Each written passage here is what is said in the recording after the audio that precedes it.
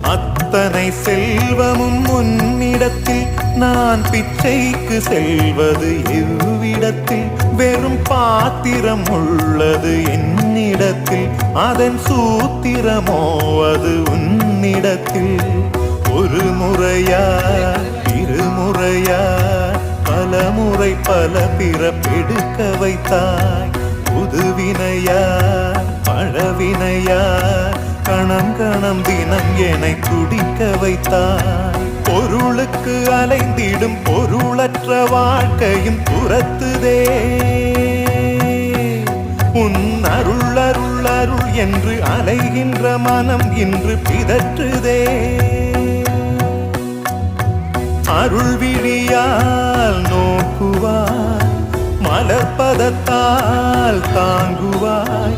உன் திருக்கரம் என்னை அரவணைத்துனதருள் பேர்